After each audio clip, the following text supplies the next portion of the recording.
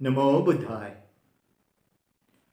माझ्या प्रिय आणि गुणी मुलांनो, संडे धम्मा स्कूलमध्ये तुमचे मनापासून स्वागत. My dear and meritorious children, welcome to Sunday Dhamma school. मुलांनो, आतापर्यंत आपण काय शिकलो ह्याचं आपण थोडक्यात बघू आणि मग काही गोष्टी आपल्याला करायच्याच आहे. जसं की आपण पहिल्यांदा काय करणार आहोत, 3 रत्नांना वंदन. We pay homage to triple gem. नंतर काय, तर आपण 3 रत्नांना शरण जाणार, म्हणजे we take refuge in triple gem. त्याच्यानंतर काय, पंचशील, 5 मॉरल प्रिसेप्ट्स, ते आपण ग्रहण करणार आहोत. त्यानंतर काय करणार आहोत आपण, ऑफकोर्स आनापान सती नावाचं ध्यान जे आपण ऑलरेडी शिकलोय ते आपण करणार आहोत. आणि त्याच्यानंतर आपण मंगलमैत्री करणार. आणि मंगलमैत्री झाल्यावर एक विषय आपण घेणार आहोत. मागच्या वेळेस मुलांना तुम्हाला माहिती आहे की आपण झाडं, बुद्धांच्या जीवनामध्ये झाडांचं कसं महत्त्व आहे, पर्यावरण आणि फॉरेस्ट याबद्दल माहिती घेतली. मुलांनो, ह्या वेळेस आपल्याला काय पाहायचं,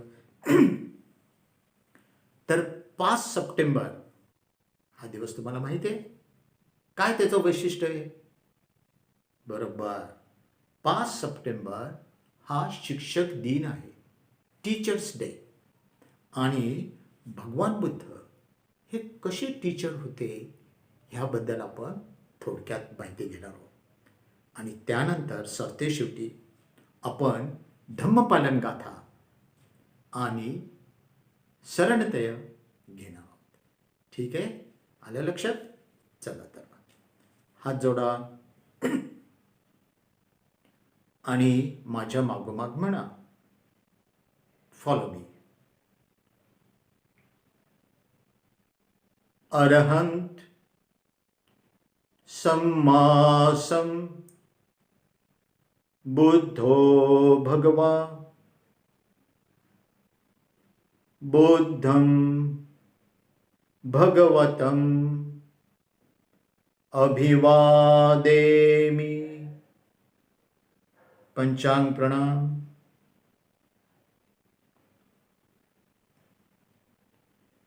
स्वाखातो भगवता धम्मो धम्मं नमस्सामि. पंचांग प्रणाम.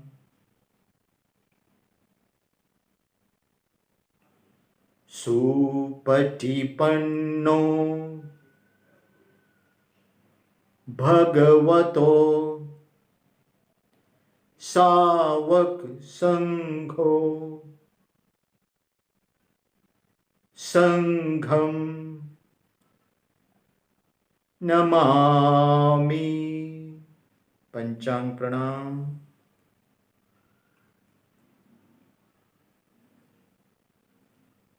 आता 3 रत्नांना शरण. We have to take refuge in triple gem. चला हात जोडा आणि माझ्या मागोमाग म्हणा, फॉलो मी. नमो तस् भगवतो अरहतो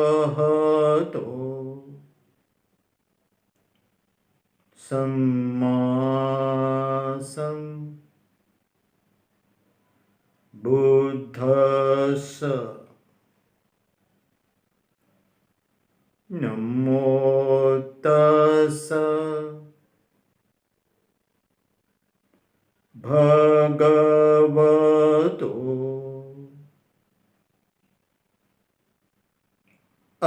अरहतो सम्मा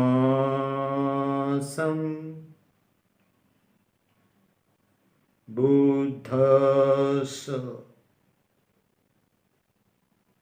नमो तस्स भगवतो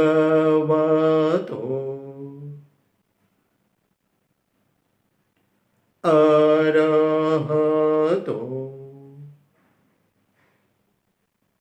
सम्मा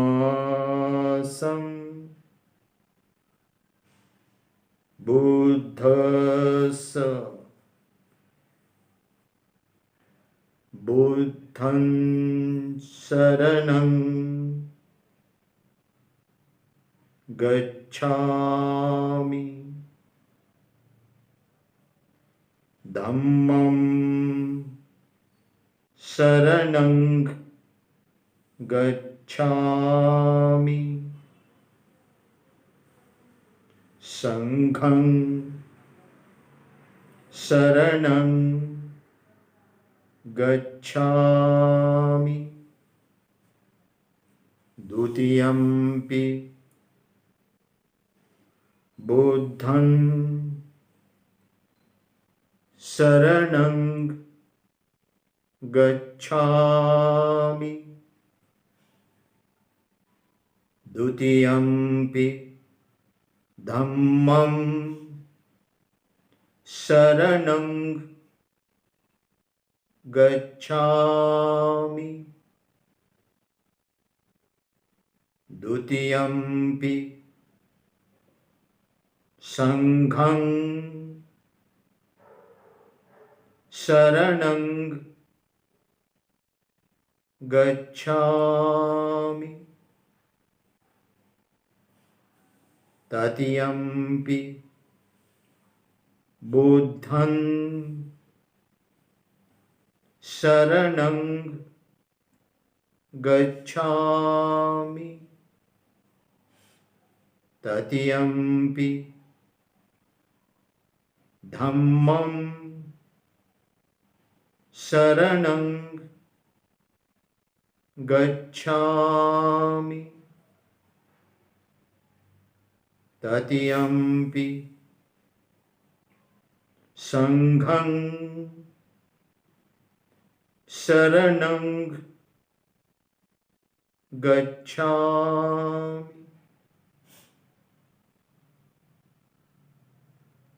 खूप छान. आता पंचशील 5 मॉरल प्रिसेप्ट्स. चला तर हात जोडा आणि माझ्या मागोमाग म्हणा. पाणातिपाता वेरमणि सिक्खापदं समादियामि. अदिन्नदाना वेरमणि सिक्खापदं समादियामि. अब्रह्मचर्या वेरमणि सिक्खापदं समादियामि. मूसा वादा वेरमणि सिक्खापदं समादियामि. शूरा मेरय मज्ज पमादठाना वेरमणि सिक्खापदं समादियामि. साधु साधु साधु.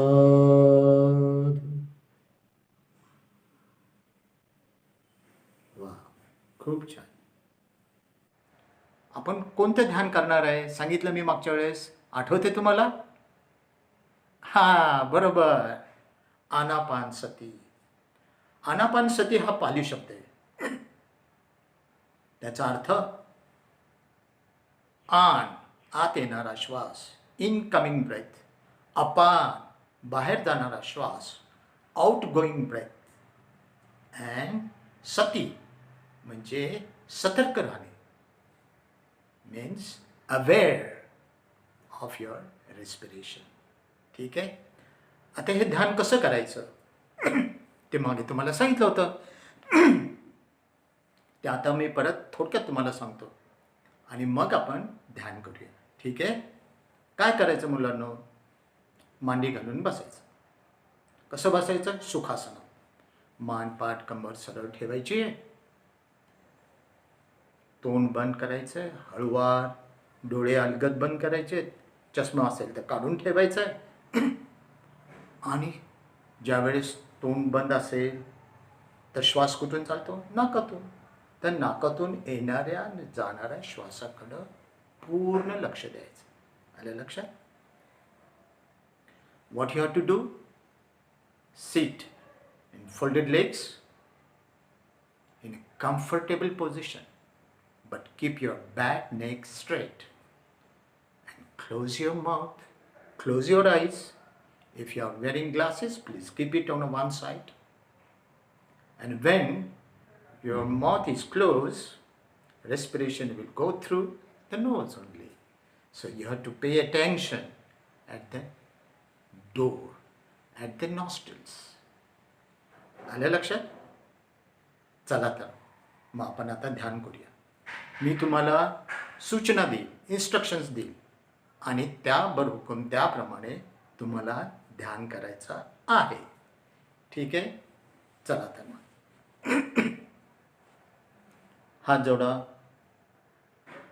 नमो तस्स भगवतो अरहतो सम्मा संबुद्धस्स. नमो तस्स भगवतो अरहतो सम्मा संबुद्धस्स.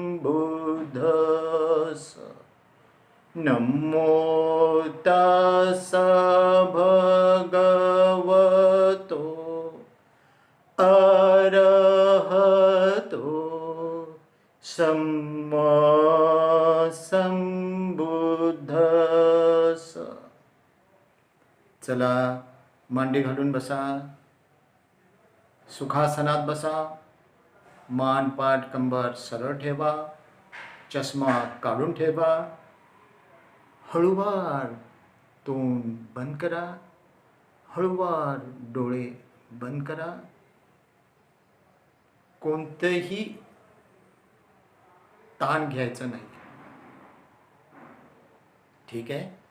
आणि सारं लक्ष नाकाच्या 2 दरवाज्यांवर, नाकाच्या नाकपुड्यांवर आत येणारा श्वास आणि बाहेर जाणारा श्वास. Now boys, children, sit in folded legs in a very comfortable posture. Keep your back and neck straight.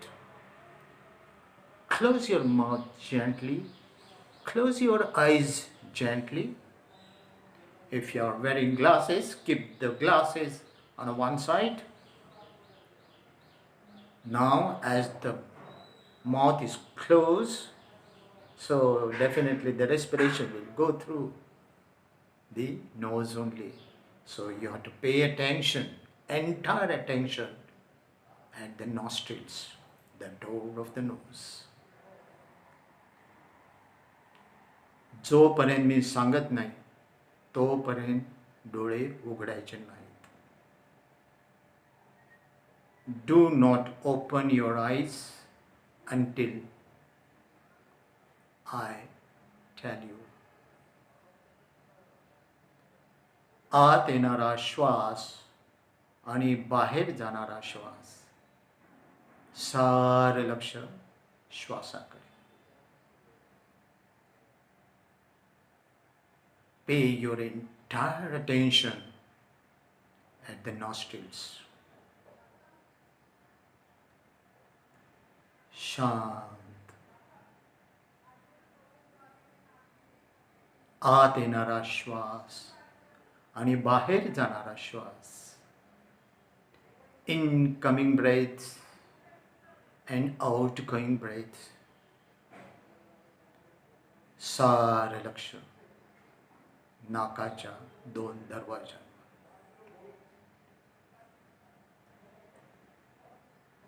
Pay your entire attention at the door of the nostrils.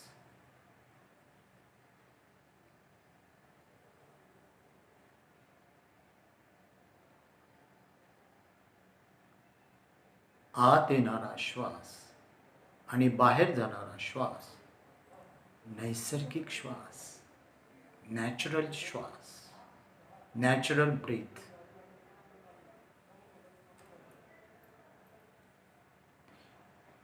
काहीही कसरत करायची नाही. जसा आहे तसा आपोआप येणारा श्वास, आपोआप जाणारा श्वास. आपण बसलो तरी श्वास चालू आहे, चाललो तरी श्वास चालू आहे. तो जो येणारा आपोआप येणारा श्वास नैसर्गिक श्वास. While you are sitting, breathing is going on. While you are walking, while you are sleeping, the breath is going on. So, the same sort of natural breath you have to observe. Don't do anything. काहीही करायचं नाही. सारे लक्ष श्वासाकडे. Incoming breath and outgoing breath. शांत. श्वास कसा पाहिजे? स्वाभाविक.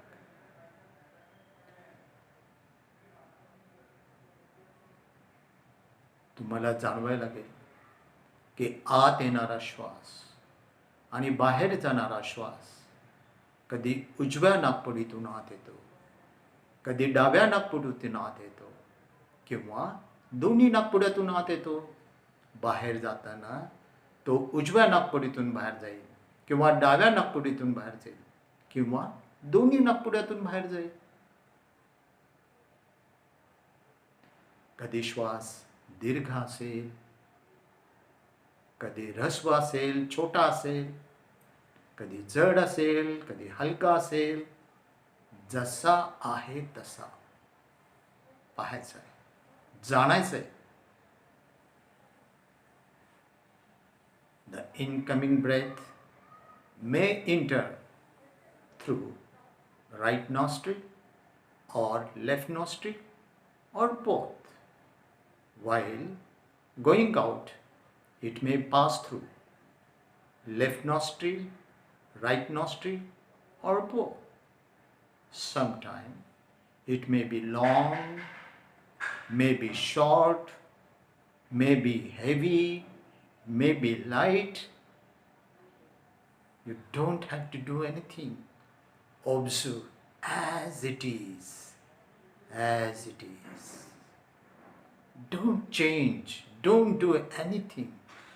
Observe as it is.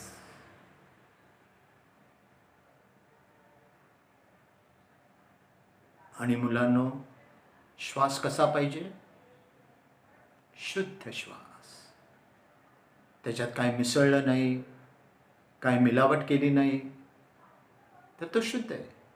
काय मिसळलं तर तो अशुद्ध होईल.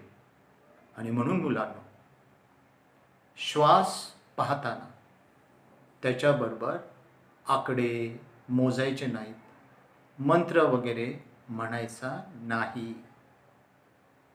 शुद्ध श्वास. Children, you have to observe the pure breath. When nothing is mixed, it remains pure. And that's why you should not count the numbers or recite mantra. Only pure breath.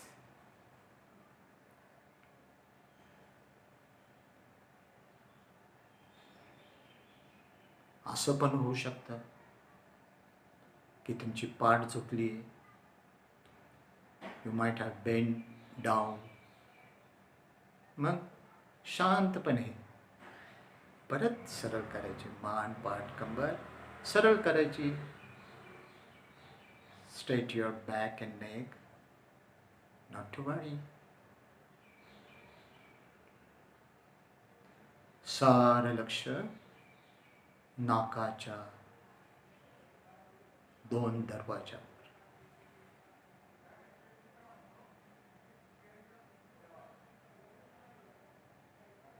जणू काही दरवाजावर एखादा पहारेकरी बसवलाय.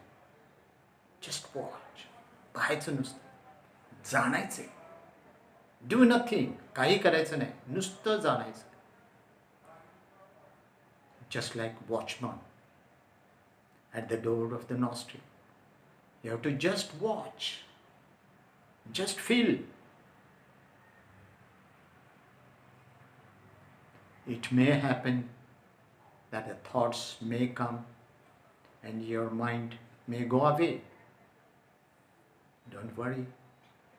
Smilingly, when you understood, bring back your attention at the nostril and observe the incoming breath and outgoing breath. असं पण होतं की मनामध्ये खूप विचार येतात, मन भरकटतं. काही घाबरायचं नाही. शांतपणे लक्षात आलं की मन परत नाकाच्या दोन दरवाजांवर, नाकपुड्यांकडे सारं लक्ष द्यायचं आणि आत येणारा श्वास आणि बाहेर जाणारा श्वास जाणायचा आहे.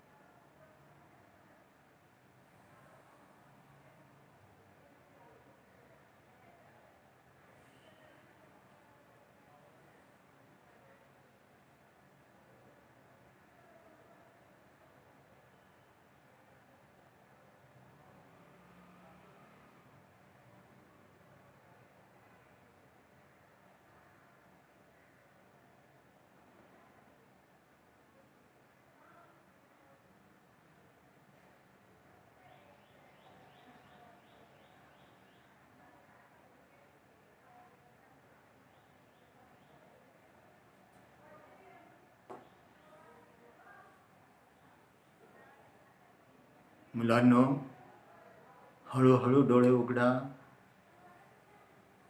Slowly open your eyes. Slowly open your eyes. डोळे उघडा. वा वा वा. सगळ्यांनी खूप छान ध्यान केलं. खूपच छान. आणि काही काही तर बुद्धाच्या मूर्तीसारखे शांत बसले होते. मुलांनो, याचा लाभ तुम्हाला नक्की मिळणार. मुलांनो, now children, we have to observe and see now the 3 steps. The first step, पहिली पायरी काय आहे की आपण बघितलं की आत येणारा श्वास आणि बाहेर जाणारा श्वास, तो नाकपुड्यातून आत येतो आणि नाकातून बाहेर जातो. तर त्यातलं पहिलं काय की आत येणारा श्वास कधी उजव्या नाकपुडीतून आत येतो किंवा डाव्या नाकपुडीतून आत येतो किंवा दोन्ही नाकपुड्यातून आत येतो. बाहेर जाताना तो कधी उजव्या नाकपुडीतून बाहेर जाईल किंवा डाव्या नाकपुडीतून बाहेर जाईल किंवा दोन्ही नाकपुड्यातून बाहेर जाईल. हे आपल्याला जाणायचं आहे. हे पहिली पायरी. दुसरं, तो श्वास आत येताना थोडासा थंड जाणवतो आणि बाहेर जाताना थोडासा उबदार. म्हणजे शरीर आपलं उबदार आहे, तर शरीरातून श्वास बाहेर जाताना थोडासा उबदार जाणवतो. आणि तिसरी स्टेप की तो कोठे स्पर्श करतो. मुलांनो, श्वास आत येताना आणि श्वास बाहेर जाताना तो कोठे स्पर्श करतो ते जाणायचं आहे. म्हणजे कोठे स्पर्श करू शकतो, तर नाकाच्या आतमध्ये किंवा नाकाच्या बाहेर असलेल्या द्वारांवर, नाकपुड्यांवर तो स्पर्श करतो. आणि तो वरच्या ओठाच्या वरती कुठेतरी स्पर्श करतो. तर हे आपल्याला जाणायचं आहे. आलं लक्षात? Now children, we have to observe 3 steps. The first step, while the breath coming in and going out, it goes through either maybe from right nostril or left nostril or both. While going out, it may pass through the right nostril, left nostril, or both. That's what we have to feel it. Second step, when the breath comes in, you feel it is little cool, and when it goes out, it is little warmer. Why?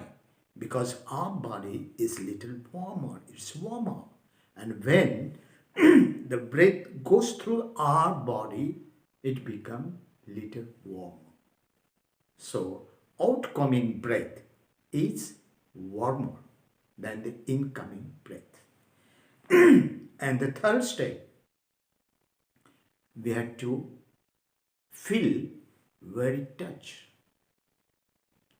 Now it may touch inside the skin, inside the nose, anywhere, or outside on the nostril, or maybe on upper lip and below the nose, anywhere. And what you have to do? You have to just feel it, observe it. आलं लक्षात? तर आता ह्या महत्त्वाच्या 3 step सुद्धा आपल्याला करायच्या आहेत. त्यासाठी, त्याची जाणीव होण्यासाठी, to feel that what you need is to calm down. शांत राहायला पाहिजे. जेवढं तुम्ही शांत राहाल आणि जेवढं सतर्क राहाल, if you keep silence, keep calm,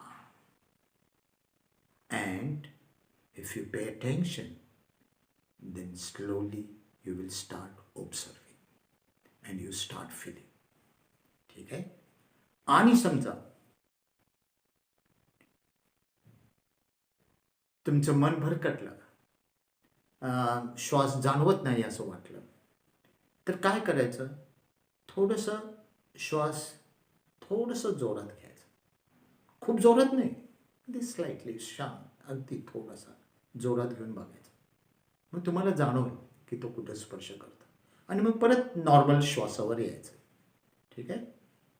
what you have to do little hard breathing for a few minutes, and then you'll feel where it touches, and then go to follow the normal breathing, and you will able to feel the touch of the breath.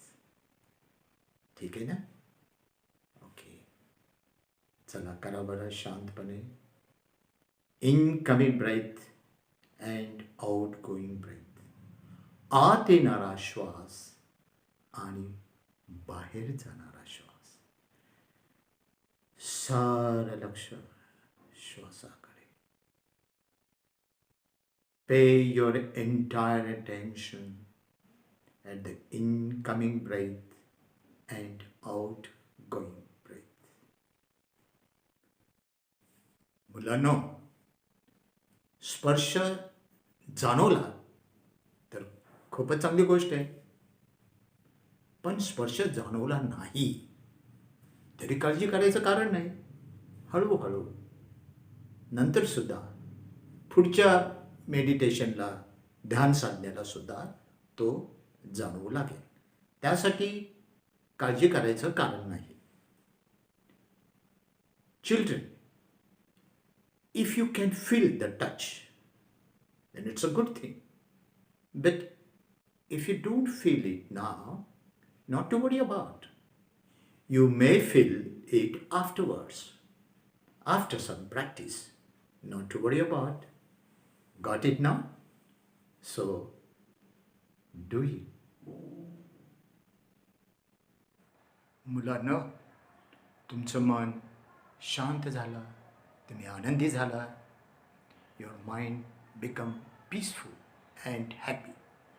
आता काय करायचं? आपल्याला ते वाटायचं आहे. We have to distribute for yourself first. स्वतःसाठी पहिलं आणि मग सगळ्यांसाठी, सगळ्या प्राणीमात्रांसाठी.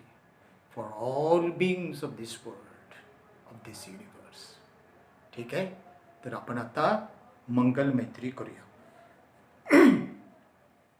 ती कशी करायची ते आपण बघितलेलं आहे.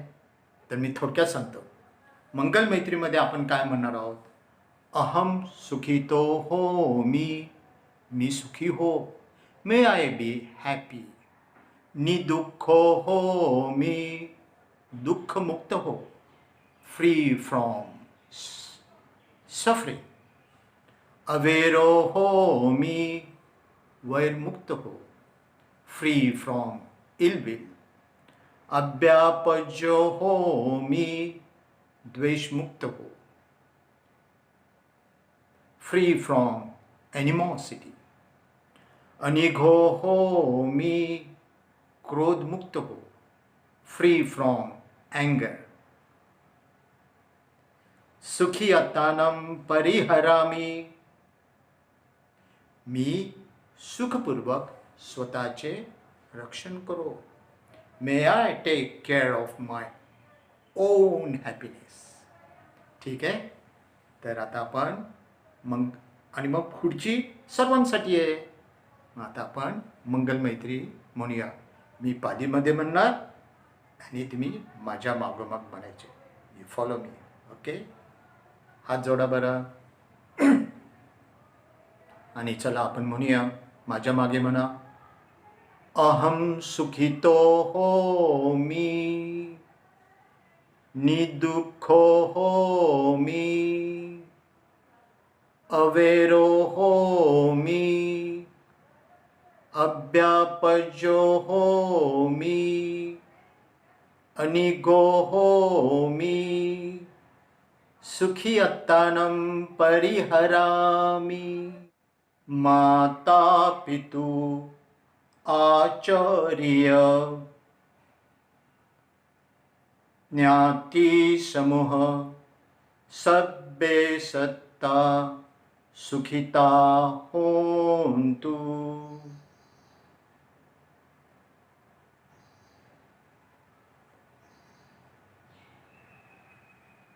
निदुःखा होन्तु. अवेरा होन्तु. अव्यापज्या होन्तु. अनिगा होन्तु.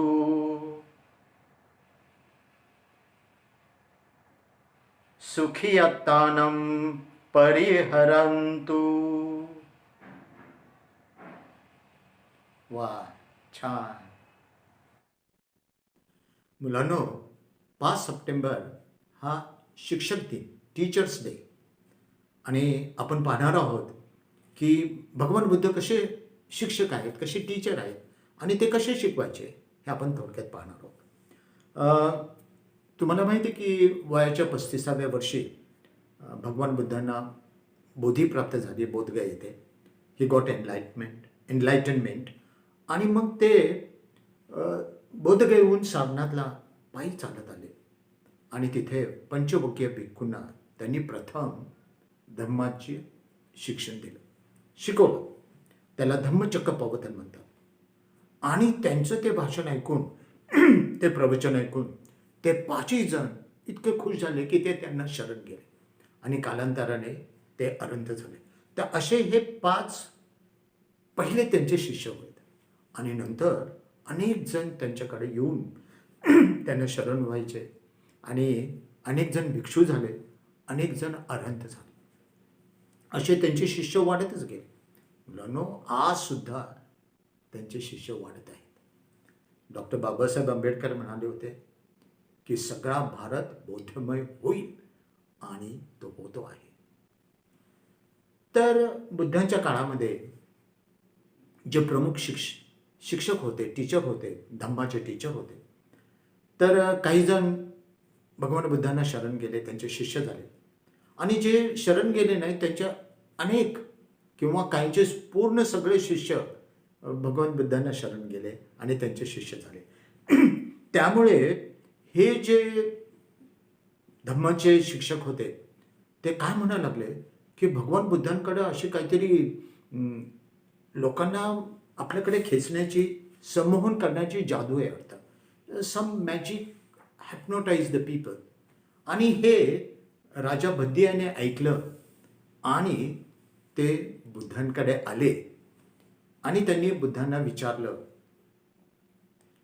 की मी असं ऐकलंय की तुमच्याकडे हिप्नोटिझम करण्याची किंवा संमोहन करण्याची जादू आहे, हे खरं आहे का?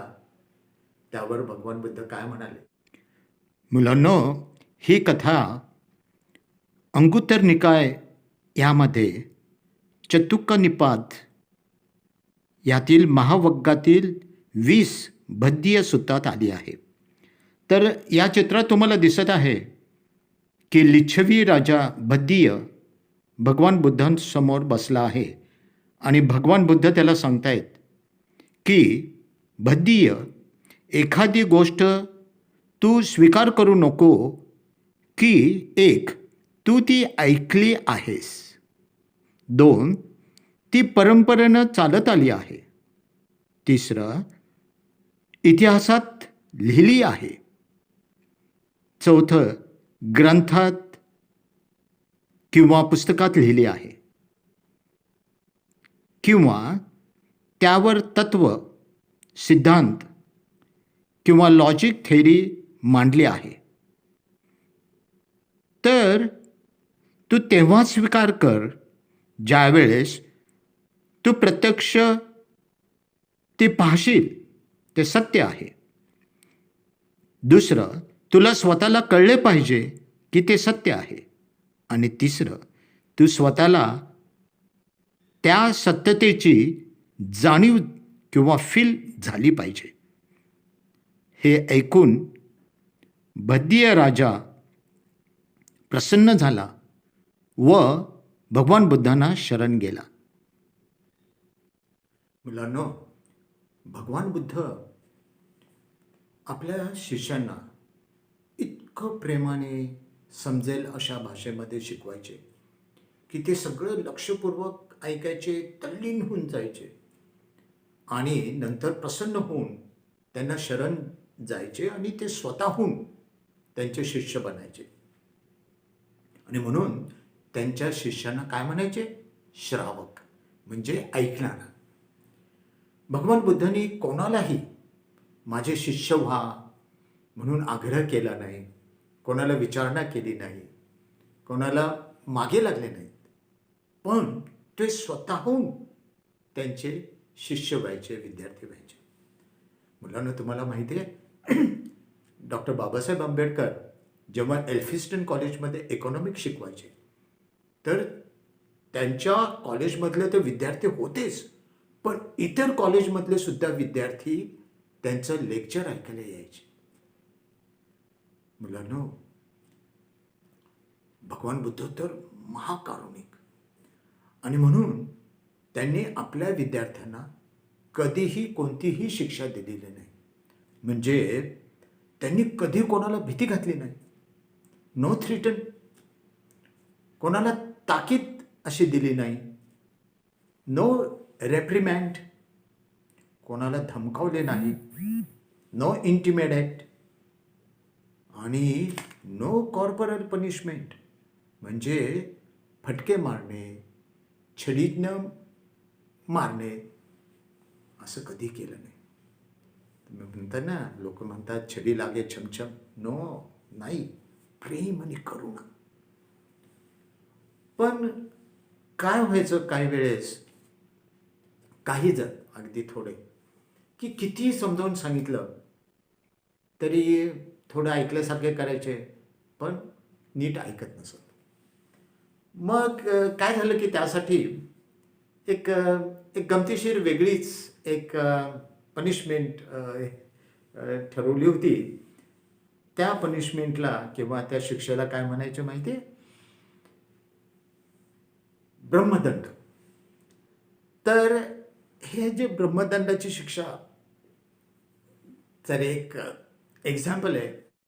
ब्रह्मदंड म्हणजे त्यांच्या मित्रांनी, ज्यांना ब्रह्मदंड दिला आहे त्यांच्या मित्रांनी आणि इतर सहकाऱ्यांनी काही दिवस त्यांच्याशी अजिबात बोलायचं नाही, आणि मग काही दिवसांनी ते त्यांच्यामध्ये सुधारणा होत असे.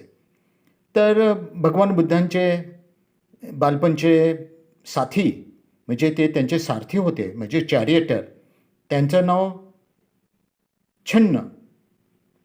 तर हे छन्न नंतर भगवंतांना शरण आले आणि ते भिक्षू झाले. पण भगवंतांच्या खूप जवळचे असल्यामुळे ते काय करायचे, कोणालाच मान द्यायचे नाही, फक्त भगवान बुद्धांशी तेवढं मानाने आणि सन्मानाने बोलायचे. हे जे भगवान बुद्धांचे उजवा हात असलेले सारीपुत्त आणि डावा हात असलेले महामोगलान, यांच्याशी सुद्धा ते नीट वागत नसत, त्यांना योग्य तो रिस्पेक्ट देत नसत. आणि मग ही बातमी बुद्धांना समजली. मग त्यांनी एकदा त्यांना समजावून सांगितलं, थोडी सुधारणा झाल्यासारखं वाटलं, पण परत ते एरे माझ्या मागल्या, परत ते तसेच वागायला लागले. मग 2 वेळा सांगूनही तसं त्यांच्या सुधारणा न झाल्याने मग भगवान बुद्धांनी त्यांना ब्रह्मदंडाची शिक्षा दिली. आणि मग ह्या चित्रामध्ये तुम्हाला दिसत आहे की भिक्षू झालेले छन्न तिथं बसलेले आहेत आणि इतर कोणीही त्यांच्याशी बोलत नाही, आणि मग काही दिवसांनी त्यांच्यामध्ये सुधारणा झाली. अशी हे ब्रह्मदंड. बुद्धांच्या शिकवणीचे काय वैशिष्ट्य आहे? एखादा मुद्दा किंवा एखादी गोष्ट समजावून सांगण्यासाठी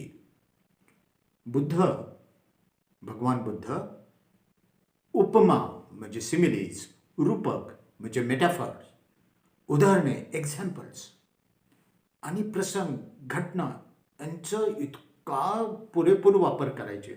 त्या घटना पण कसल्या, तर रोजच्या जीवनातल्या, सगळ्यांना माहीत असलेल्या, किंवा निसर्गात घडणाऱ्या घटना, निसर्गातील वस्तू, किंवा एन्व्हायरमेंटमध्ये, पर्यावरणामधल्या, किंवा आसपासच्या, किंवा समोरची वस्तू, समोरच्या घटना, प्रत्यक्ष त्याची उदाहरणं द्यायची. तर उदाहरणार्थ की धम्मपद, पहिलं जे धम्मपद आहे त्याच्यामध्ये भगवान बुद्धांनी काय सांगितलं की मन हे प्रमुख आहे, आणि जर एखाद्याने प्रदुष्ट म्हणजे वाईट मनाने भाषण केलं म्हणजे बोलला, आणि कृती केली म्हणजे काम केलं, तर काय होईल? तर जशी बैलगाडी आहे, तर बैलांच्या पावलांच्या मागोमाग त्याचं चाक जसं जातं. मुलांनो, ह्या चित्रामध्ये तुम्हाला दिसतंय की बैल बैलगाडी आहे आणि बैल पुढे चाललेत आणि त्यांच्या पावलामागे बैलगाडीचे चाक जाते. त्याप्रमाणे त्या व्यक्तीच्या मागे दुःख मागे मागे जात राहते. तसेच जर एखाद्याने चांगल्या मनाने बोलला, चांगल्या मनाने काम केलं, तर जशी आपली सावली आपली कधीही साथ सोडत नाही, जिथे जाईल तिथे आपली सावली असते, त्याप्रमाणे सुख त्याच्याबरोबर सदैव राहते. तसेच ढगाआड झाकलेला चंद्र ज्यावेळेस ढग दूर होतात त्यावेळेस चंद्राचा स्वच्छ प्रकाश पडतो. त्याचप्रमाणे आपल्या मनामध्ये असलेले राग, द्वेष, लोभ, अनेक दुर्भावना, क्लेश हे जेव्हा दूर होतात त्यावेळेस सुखाचा प्रकाश पडतो. जसा वारा कमजोर झाडांना उन्मळून उखडून टाकतो, पण पर्वताला, डोंगराला हलवू शकत नाही. तसेच उपमा देताना मुलांनो, आपण आनापानसती करतो आणि आनापानसती करताना आपण काय महत्त्वाचं आहे की श्वास. आणि काय सांगितलं जातं आपल्याला की नाकाचे जे 2 दरवाजे आहेत, नॉस्ट्रिल, नाकपुड्या, तिथं सगळं लक्ष आपल्याला केंद्रित करायचं. काय बघायचं? ते येणारा जाणारा श्वास. तर महासती पठाण आनापान पद्धतीमध्ये काय उपमा दिलेली आहे? तर जसं एखादा सुतार लाकूड कापायचा असेल, करवतीने म्हणा किंवा रंध्याने त्याला छिलायचा असेल, तर तो काय करतो की तो करवत किती पुढे गेली, किती मागे गेलेले आहे ह्याच्यावर लक्ष ठेवतो आणि त्याप्रमाणे योग्य त्याचं कटिंग करतो, योग्य त्याला तासतो. त्याप्रमाणे आपण तो जसा दक्षतेने लक्ष देतो तसं श्वासाकडे लक्ष द्यायचं आहे. पुढे की धम्मपद 80 ह्याच्यामध्ये मागच्या वेळेस तुम्हाला सांगितलं की तो जो श्रमण झालेला पंडित त्यानं बघितलं, काय उदाहरण दिलेलं आहे तिथं की जे निर्जीव आहेत, जसं की पाणी आहे, की पाण्याला आपण वाट देऊन शेतकरी हवं तिथं आपल्या शेतामध्ये पाणी नेऊ शकतो. किंवा एखादा ब्लॅकस्मिथ म्हणजे लोहार गरम गरम त्या लोखंडाला ठोकून ठोकून त्याला हवा तसा आकार देतो. किंवा एखादा सुतार बरोबर ते लाकूड कापून त्याला हवा तो आकार देऊन त्याचं चाक बनवतो किंवा अनेक वस्तू बनवतो. त्याप्रमाणे त्यानं बघितलं की हे निर्जीव वस्तू असून सुद्धा आपण त्यांना पूर्ण ताबा घेऊ शकतो, पूर्ण कंट्रोल करू शकतो. मग आपल्या मनाला काय नाही. आणि त्या मुलाने मग पुढे जाऊन ध्यान साधना केली. तसंच अंगुत्तर निकाय याच्यामध्ये तिकनिपात जे आहे, म्हणजे 3 उदाहरणं दिलेली आहेत. तर हे अंगुत्तर निकायमध्ये मागच्या वेळेस मी सांगितलं होतं की भाषा बोलणारे जे लोक आहेत, तर लोक कशा प्रकारची भाषा बोलतात? तर 3 प्रकारच्या बुद्धांनी सांगितलं. 3 प्रकारची भाषा बोलतात. तर एक आहे गुथभाषी, दुसरा आहे पुष्पभाषी आणि तिसरा आहे मधुभाषी. तर गुथभाषी म्हणजे काय? तो स्वतःसाठी, इतरांसाठी आणि स्वार्थासाठी खोटं बोलतो. पुष्पभाषी जो आहे तो स्वतःसाठी, इतरांसाठी किंवा कुठल्याही लाभासाठी खोटं बोलत नाही. पण तिसरा जो मधुभाषी आहे तो नेहमी सत्य बोलतो, कठोर बोलत नाही आणि इतकं छान बोलतो, इतकं चांगलं बोलतो, इतकं गोड बोलतो की त्याचे शब्द हृदयाला भेटतात. म्हणजे जणू काय मध म्हणजे हनी, तर मधुभाषी त्याला म्हटलेलं आहे. आणि मुलांनो, तुम्हाला मधुभाषी व्हायचंय.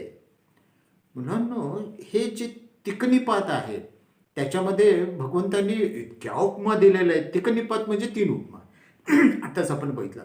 तर एक निपात पण आहे, द्वे निपात पण आहे, 3 निपात आहे, 4 आहे, 5 आहे.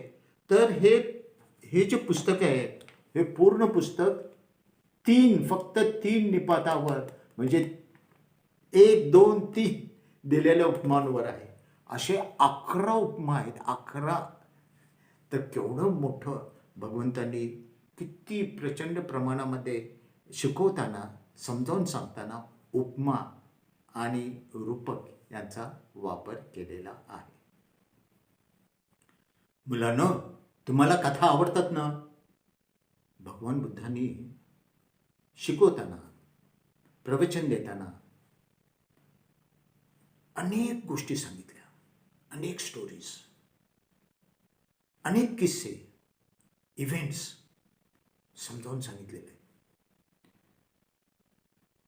त्यांनी जातक कथामधल्या गोष्टी सांगितलेल्या आहेत. जातक कथामध्ये किती गोष्टी आहेत माहिती आहे? 550. आणि त्या जातक कथा काय आहेत? तर त्या पूर्वकर्माच्या गोष्टी आहेत, त्या नीतीपूर्ण कथा आहेत.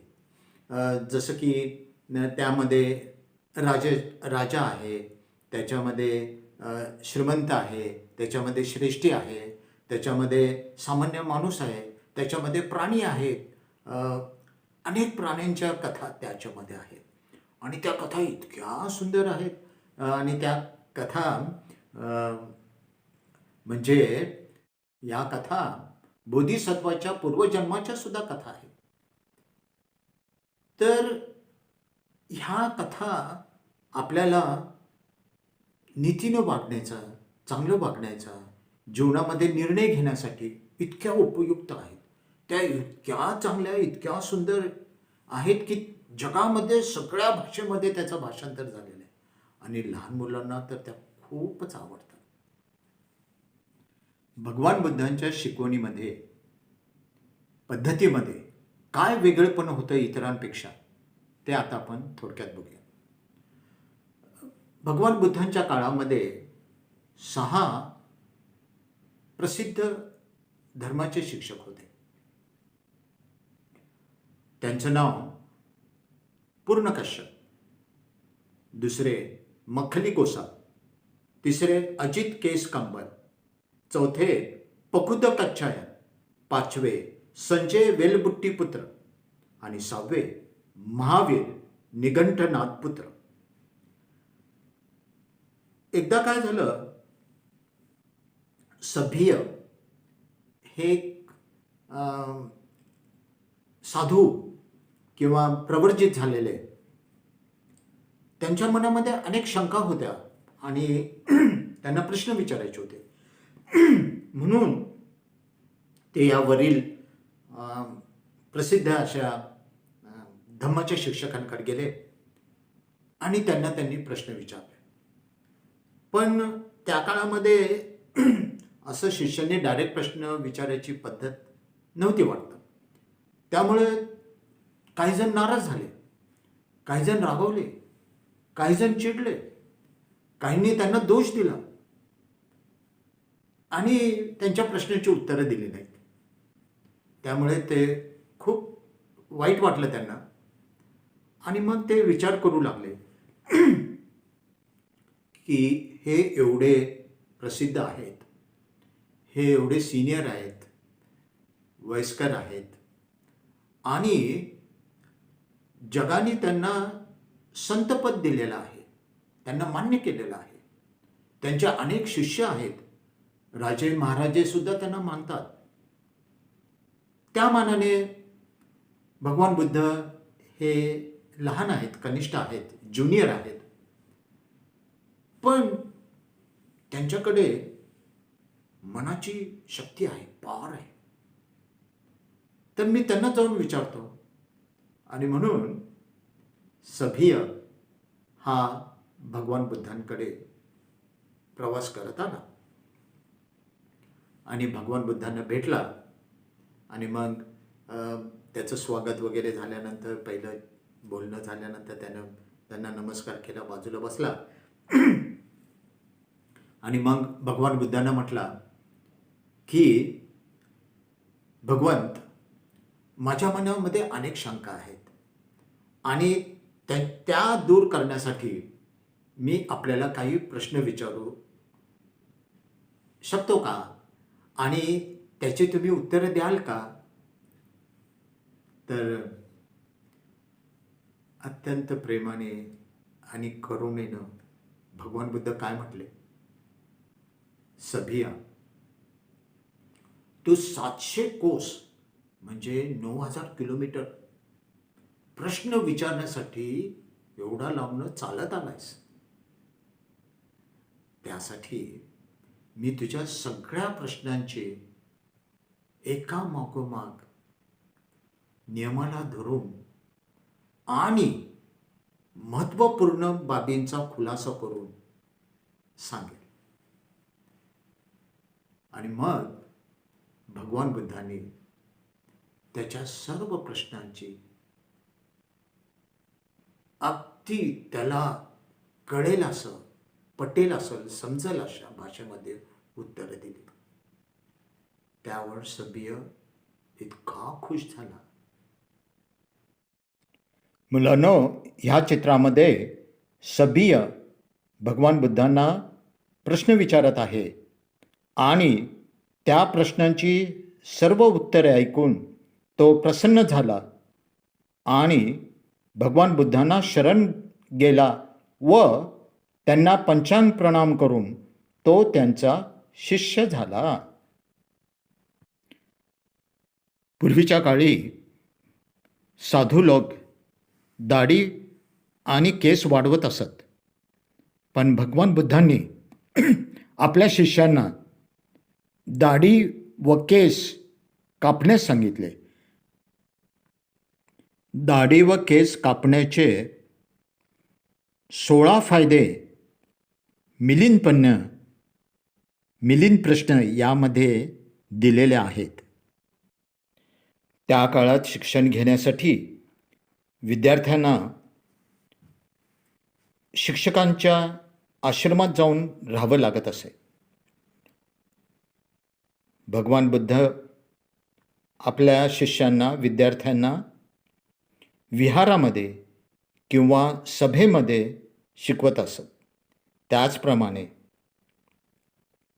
खुल्या आकाशाखाली, झाडाखाली, in open air, under tree, स्मशानात, सिमेट्रीज, पब्लिक पार्क, मृगदाय वन, वेळूवन, आम्रवन, नदीकाठ, ऑन द बँक, वाळूत, सँड, डोंगरात, ऑन द हिल, दरीत, व्हॅली, झोपडीमध्ये, हाट, राजदरबारात, महालात, इन द पॅलेस, रस्त्यावर, ऑन द रोड आणि जंगलात, इन द फॉरेस्ट, तिथे जाऊन भगवान बुद्ध आपल्या विद्यार्थ्यांना, आपल्या शिष्यांना शिकवत असत. त्या काळामध्ये 64 कला शिकवल्या जायच्या, म्हणजे युद्धकला, घोडसवारी, शिल्पकला, वेद, आयुर्वेद, नाटक, संगीत, अशा वेगवेगळ्या 64 कला होत्या. आणि त्याचं वैशिष्ट्य असं की ते जे टीचर असायचे, ते जे त्यांचे गुरु असायचे, ते काय करायचे की काही कला किंवा पूर्ण ज्ञान विद्यार्थ्यांना देत नसत. त्यातले काही स्वतःसाठी गुपित ठेवायचे, secret. They use to keep that secret, that knowledge for themselves. त्यांच्या स्वतःसाठी ते गुप्त ठेवायचे, सिक्रेट ठेवायचे. पण भगवान बुद्धांनी पूर्ण आणि संपूर्ण ज्ञान दिलं. त्यांनी आनंदाला काय सांगितलं की बुद्ध संपूर्ण शिकवतात आणि कोणतेही ज्ञान स्वतःसाठी सिक्रेट किंवा गुपित म्हणून ठेवत नाहीत. त्याचप्रमाणे पूर्वीच्या काळामध्ये ज्या गुरूंकडे किंवा ज्या टीचरकडे विद्यार्थी जाऊन राहायचे आश्रमामध्ये आणि एक तप म्हणा 12 वर्षे जितके वर्ष त्यांना लागेल पूर्ण शिक्षण होण्यासाठी, आणि शिक्षण पूर्ण झालं की त्यांना दक्षिणा द्यावी लागायची, उपहार द्यावे लागायचे. पण भगवान बुद्धांनी कधीही विद्यार्थ्यांकडून दक्षिणा पैशाच्या स्वरूपात घेतली नाही किंवा कुठलाही उपहार घेतला नाही. एवढंच काय, पण त्यांनी आपल्या भिक्षूंना सांगितलं होतं की तुम्ही पैसे घ्यायचे नाहीत. भगवान बुद्ध येणाऱ्या प्रत्येक व्यक्तीच्या, प्रत्येक माणसाच्या मनाची स्थिती काय आहे आणि त्याचं पूर्वकर्म काय आहे हे ओळखायचे, असं ज्ञान त्यांच्याकडे होतं. आणि त्याप्रमाणे आपल्या शिष्यांना, आपल्या विद्यार्थ्यांना ते त्याच्या मनाच्या स्थितीप्रमाणे योग्य ते मार्गदर्शन करायचे आणि त्याप्रमाणे शिक्षण द्यायचे. एकदा काय झालं, त्यांच्याकडे 2 भाऊ, एक थोरला आणि एक धाकटा, असे 2 भाऊ भगवान बुद्धांना शरण गेले आणि ते भिक्षू झाले. तर थोरल्याचं नाव होतं महापंथक आणि धाकट्याचं नाव होतं चुल्लपंथक.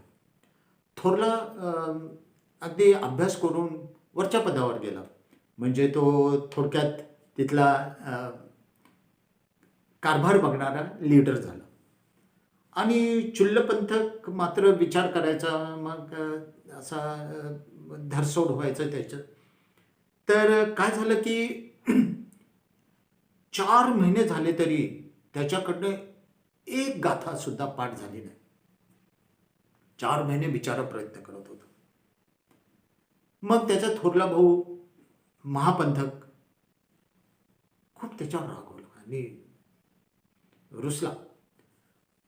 त्यावेळेस काय झालं की राजवैद्य जीवक, जे बुद्धांचे पण वैद्य होते, ते आपल्या आम्रवनात दुसऱ्या दिवसाच्या भोजनाचं आमंत्रण द्यायला आले व त्यांनी महापंथकाकडे ही जबाबदारी देऊन ते गेले. महापंथकाने सर्वांना आमंत्रण दिलं, आमंत्रणाचा निरोप दिला, पण चुल्लपंथाला काय त्यांनी आमंत्रण दिलं नाही. त्यामुळे दुसऱ्या दिवशी सगळे भिक्षू भोजनासाठी जेवकांच्या आम्रवनाकडे निघून गेले. बिचारा चुल्लपंथक एकटाच राहिला. आणि सगळे गेल्यानंतर भगवान बुद्ध राऊंड मारायला किंवा पाहणी करायला तिकडे आले असताना त्यांना चुल्लपंथक एकटाच बसलेला दिसला. मग त्यांनी, भगवान बुद्धांनी मोठ्या प्रेमाने त्याला विचारलं आणि त्यानं ते सगळं सांगितल्यानंतर भगवान बुद्धांनी काय केलं, त्याला एका ठिकाणी बसवलं, पूर्व दिशेला तोंड करायला सांगितलं सूर्याकडे, आणि हातामध्ये एक मळीन जीर्ण कापड दिलं आणि त्याला काय सांगितलं की 2 हाताच्या तळाने ते कापड असं चोळत राहा आणि काय म्हणायचं, रोजो हरणम असं म्हणत राहा, असं सांगून बुद्ध निघून गेले. मुलांनो, ह्या चित्रामध्ये भगवान बुद्ध चुल्लपंथाला पूर्व दिशेला सूर्याकडे तोंड करून बसायला सांगितलंय आणि हातामध्ये एक जीर्ण कापड दिलंय, मळीन कापड दिलंय आणि त्याला सांगितलं की रजो हरणम असं म्हणत राहा आणि दोन्ही तळ हातांनी ते कापड चोळत राहा. नंतर भगवान बुद्ध निघून गेल्यानंतर तो अगदी श्रद्धेने आणि मनापासून रज्जो हरणम, मळ निघून जावं असं करत दोन्ही तळ हातांनी ते चोळत राहिला आणि त्याला असं वाटायला लागलं की आपल्या मनात असलेले जे काही द्वेष आहेत, राग, लोभ, क्लेश आहेत, राग आहे, द्वेष आहे, लोभ आहे, ते कमी व्हायला लागले. आणि त्याला असं जाणवायला लागलं की ते कापडसुद्धा पांढरं व्हायला लागलं. आणि काही तासांनी तर ते कापड पूर्ण शुभ्र झाले. त्याच वेळेस त्याच्या मनात असलेले सर्व राग, द्वेष, लोभ नष्ट झाले आणि त्याचं मन शुभ्र झालं. म्हणजेच काय झालं माहिती आहे मुलांनो? तो सगळ्यात वरची स्टेज म्हणजे अरहंत झाला. मुलांनो, भगवान बुद्धांना 35व्या वर्षी बोधी प्राप्त झाली आणि त्यानंतर सतत 45 वर्ष त्यांनी अथक प्रयत्न करून, अथक परिश्रम घेऊन अनवाणी देशाच्या वेगवेगळ्या भागामध्ये जाऊन लोकांना आणि आपल्या शिष्यांना, आपल्या विद्यार्थ्यांना धम्म शिकवला. 4 आर्य सत्य आणि आर्य अष्टांगिक मार्ग, शील, समाधी, प्रज्ञा शिकवलं. अनेकांचं कल्याण केलं. लाखोनी भिक्षू अरहंत झाले आणि वयाच्या 80व्या वर्षी पूर्वी केलेल्या, वैशालीला केलेल्या घोषणाप्रमाणे सरतेशेवटी ते कुशीनगर येथे आले आणि त्यांच्या विनंतीवरून त्यांना 2 शाल वृक्षाच्या खाली झोपवण्यात आलं. त्यावेळेस भगवान बुद्धांनी आपल्या भिक्षूंना सांगितलं की माझे नंतर तुमच्या मनात काही शंका असेल, काही बाबी शिल्लक राहिल्या असतील, काही प्रश्न असतील तर तुम्ही आत्ताच विचारा. अशा प्रसंगी तुम्ही स्वतः जर प्रश्न विचारू शकत नसाल तर आपल्या मित्रांमार्फत प्रश्न विचारा, असं त्यांनी 3 वेळा सांगितलं. आणि शेवटच्या क्षणी, महापरिनिर्वाणाच्या शेवटच्या क्षणी त्यांनी वयस्कर, ह्या चित्रामध्ये भगवान बुद्ध 2 शाल वृक्षाच्या खाली झोपलेले असून, पहुडलेले असून, शेवटच्या क्षणी ते वयस्कर सुभद्राला धम्माचं शिक्षण देत आहेत.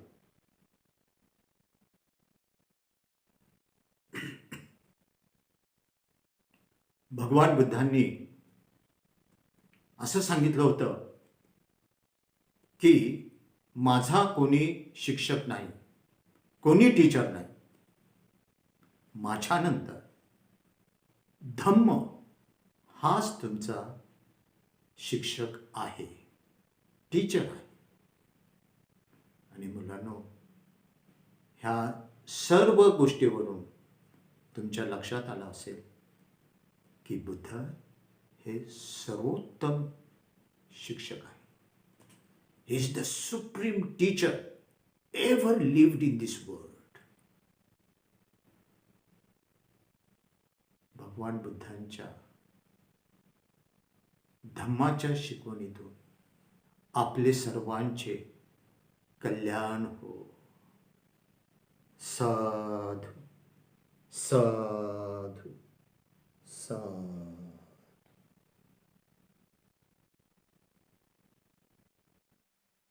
आता आपण धम्मपालन गाथा म्हणूया. सगळे हात जोडा आणि माझ्या मागोमाग तुम्ही म्हणा. Please repeat after me. सब पापस्य करणं कुशलस्य उपसंपदा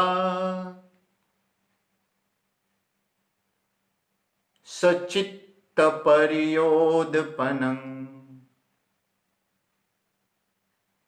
एतन् बुद्धानुशासनम्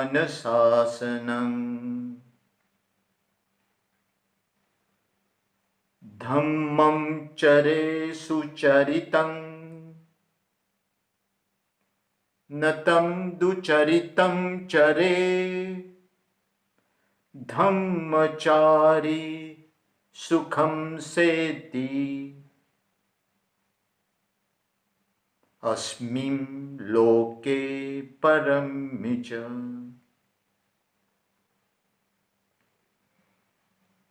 न तावता धम्मधरो यावता बहुभासति यो च अपम्पि श्रुत्वानं धम्मं कायेन पश्यति सवे धम्मधरो होति यो धम्मं न पमज्जति। नत्थि मे शरणं अय्यं बुद्धो मे शरणं वरम् एतेन सच्चवजेन होतु मे जयमङ्गलम्। नत्थि मे शरणं अय्यं धम्मो मे शरणं वरम् एतेन सच्चवजेन होतु मे जयमङ्गलम्। नत्थि मे शरणं अय्यं संघो मे शरणं वरम् एतेन सच्चवजेन होतु मे जयमङ्गलम्। साधु साधु।